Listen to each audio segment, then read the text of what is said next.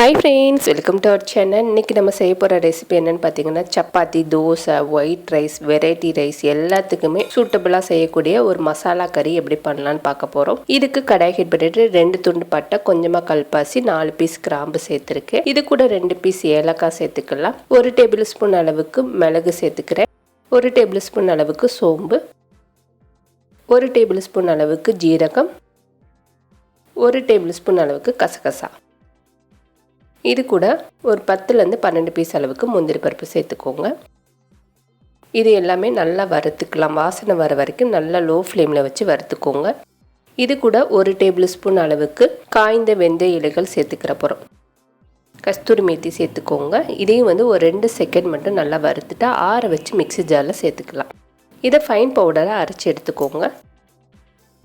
இப்போ அரைச்ச பவுடரை தனியாக எடுத்து வச்சிடலாம். அடுத்து கடாய் ஹீட் பண்ணிவிட்டு தேவையான அளவுக்கு கடலெண்ணெய் சேர்த்துக்கோங்க. இந்த ரெசிபி கடலெண்ணெய் நல்லா டேஸ்ட்டாக இருக்கும். இது கூட ஒரு 20 பீஸ் அளவுக்கு சின்ன வெங்காயம் சேர்த்துக்கோங்க. எப்போவுமே மசாலா கறிக்கு சின்ன வெங்காயம் சேர்த்து செய்யுங்க. இது கூட ஒரு பச்சை மிளகாவும் ஒரு கொத்து கருவேப்பிலையும் சேர்த்துக்கலாம். சேர்த்துட்டு வெங்காயம் நல்லா பொன்னிறமாக வர வரைக்கும் லோ ஃப்ளேமில் வச்சு வதக்கிடுங்க. நல்லா வதக்குனதுக்கு அப்புறமா இது கூட 2 மீடியம் சைஸ் தக்காளி விழுத அரைச்சிட்டு இது கூட சேர்த்துக்கிற போகிறோம். 1 டேபிள் ஸ்பூன் அளவுக்கு இஞ்சி பூண்டு பேஸ்ட்டு சேர்த்துட்டு தக்காளியில் உள்ள தண்ணியில் நல்லா சுண்டு வரணும். நல்லா வத்துற வரைக்கும் நல்லா மிக்ஸ் பண்ணி வதக்கிக்கோங்க. இப்போ தண்ணிலாம் வத்துனதுக்கப்புறமா 1 டேபிள் ஸ்பூன் அளவுக்கு மட்டன் மசாலா சேர்த்துக்கோங்க.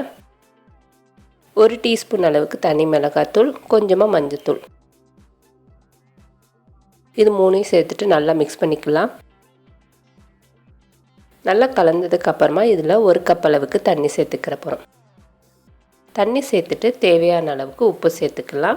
இந்த மசாலா கொஞ்சம் திக்காக தான் இருக்கும். உங்களுக்கு இன்னும் கொஞ்சம் லிக்விடாக வேணும்னா இன்னும் கொஞ்சம் கூட தண்ணி சேர்த்துக்கலாம். இப்போ உப்பு சேர்த்துட்டு நல்லா மிக்ஸ் பண்ணி லோ ஃப்ளேமில் வச்சு ஒரு 10 நிமிஷம் நல்லா கொதிக்க விட்டுருங்க. ஆயிலெலாம் நல்லா பிரிஞ்சு வரணும். இந்த அளவுக்கு வந்ததுக்கப்புறமா இது கூட நம்ம அரைச்சி வச்ச பொடி எல்லாத்தையும் சேர்த்துக்கலாம். இப்போ அரைச்சி வச்ச பொடி எல்லாமே சேர்த்ததுக்கப்புறமா ஒரு 200 கிராம் அளவுக்கு பன்னீர் சுடுதண்ணியில் லைட்டாக வாஷ் பண்ணிவிட்டு சேர்த்துக்கோங்க. கொஞ்சம் சாஃப்டாக இருக்கும். இதில் இன்னும் கொஞ்சம் தண்ணி சேர்த்துட்டு இது நல்லா மிக்ஸ் பண்ணிடுங்க. இந்த டயத்தில் இன்னும் கொஞ்சம் கூட தண்ணி சேர்த்து இதை மூடி போட்டு திருப்பி ஒரு 10 நிமிஷம் லோ ஃப்ளேமில் வச்சுட்டிங்கன்னா நல்லா ஆயில் பிரிஞ்சு சூப்பராக ரெடி ஆகிடும். பன்னீர் மசாலா கறி ரெடி ஆயிடுச்சு. இதே போல் நீங்களும் கண்டிப்பாக ட்ரை பண்ணி பாருங்கள். இந்த வீடியோ உங்களுக்கு பிடிச்சிருந்துச்சுன்னா லைக் பண்ணுங்கள், ஷேர் பண்ணுங்கள். மறக்காமல் நம்மளோட சேனலுக்கு சப்ஸ்கிரைப் பண்ணுங்கள். தேங்க்யூ.